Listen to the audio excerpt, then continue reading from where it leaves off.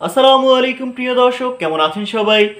মাশরাফে junior নাটকের ৭৪২তম পর্বে আপনারা দেখতে পাবেন আয়ন এবার মনিকে জিজ্ঞাসা করবে তোমার অন্য কিছু প্রয়োজন কিনা। উত্তরে মনি বলবে আমার অন্য কিছুই প্রয়োজন নেই।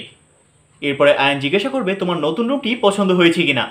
তখন মনি বলবে হ্যাঁ, আমার এটা বেশ পছন্দ হয়েছে। তাছাড়া মনি এবার আয়নকে একটি গুড নিউজ দেবে, বলবে একাডেমিতে তার চান্স হয়ে গেছে, এখন আর তাকে নিয়ে চিন্তা করতে হবে না। তখন আয়ন এই গুড নিউজ শুনে অনেক বেশি খুশি হয়ে যাবে।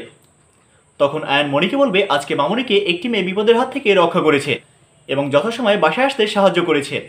তখন মনি বুঝতে পারবে আসলে সেই মেয়েটিকে, কিন্তু মনি আয়নের কাছে কিছুই ধরা দেবে না। অন্যদিকে চেয়ারম্যান স্যার এবার সাদিক সাহেবের বাড়ির বিদ্যুৎ বন্ধ করে সেখানে ডিনার নিয়ে যাবে। তখন সাদিক সাহেবকে দেখা যাবে মোমবাতি হাতে দরজা খুলতে। দরজা খুলেই সাদিক সাহেব চেয়ারম্যান স্যারকে দেখতে পাবে। তখন চেয়ারম্যান স্যার সাদিক সাহেবকে বলবে এটা হচ্ছে আপনাদের ডিনার, এটা খেয়ে আপনি অনেকদিন যাবৎ বেঁচে থাকুন। তখন সাদিক সাহেব চেয়ারম্যান স্যারকে দেখতে পেয়ে অনেক বেশি আশ্চর্য হয়ে যাবে এবং বলবে আপনি না মারা গিয়েছেন, কিন্তু আপনাকে তো আমি এখন জীবিত দেখছি। তখন চেয়ারম্যান স্যার বলবে আপনি ঠিকঠাকই দেখতে পাচ্ছেন, আমি এখনও জীবিতই আছি। তখন সাদিক সাহেব বলবে এটা আমার ভুল ধারণা, আমি ভুলভাল দেখছি, আপনি অনেক আগেই মারা গিয়েছেন। এরপরে চেয়ারম্যান জালাল চৌধুরীকে দেখা যাবে ওখান থেকে চলে যেতে। এরপরে রুনাম সাদিক সাহেবের কাছে চলে আসবে।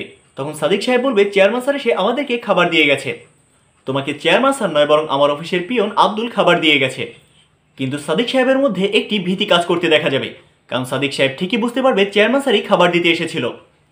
এরপরে মিসেস রুনা সাদিক সাহেবকে বলবে চলো আমরা এখানে অযথা সময় নষ্ট না করে ডিনারে যাই। অন্যদিকে মন্ডা এবার বাজার থেকে ফিরে দেখবে তার স্ত্রী শেফালি কিডন্যাপ হয়ে গেছে। বিজলি মন্ডাকে বলবে ভাবি কথা বলতে বাইরে এসেছিল আর তখনই কেউ বা কারা তাকে তুলে নিয়ে চলে গেছে। এরপরে মন্ডা বিজলিকে বলবে এই গ্রামে আমার মাতুব্বর ছাড়া আর কোনো শত্রু নেই, আর এই কাজ মাতুব্বরই করেছে এটা আমি শতভাগ নিশ্চিত। এরপরে মন্ডা বিজলিকে বলবে এখন আমি গ্রামের সবাইকে নিয়ে মাতুব্বরের বাড়িতে যাব এবং সেখান থেকে আমার স্ত্রী শেফালিকে উদ্ধার করব। তখন বিজলিও মন্ডার সঙ্গে যেতে চাইবে। প্রিয় দর্শক, এ সকল দৃশ্যই দেখা যাবে ৭৪২তম পর্বে। মাশরাফি জুনিয়র নাটকের ৭৪২তম পর্বটি আপনারা দেখতে পাবেন আগামী পরশুদিন, মানে ২০ মে শনিবার ঠিক রাত ৯টায় দীপ্ত টিভির ইউটিউব চ্যানেলে। মাশরাফি জুনিয়র নাটকের প্রতিটি এপিসোডের অগ্রিম তথ্য ও সময়সূচি সবার আগে জানার জন্য আমাদের চ্যানেলটিকে এখনই সাবস্ক্রাইব করে রাখুন এবং পাশে থাকা নোটিফিকেশন বেল আইকনটি অন করতে একদমই ভুলবেন না।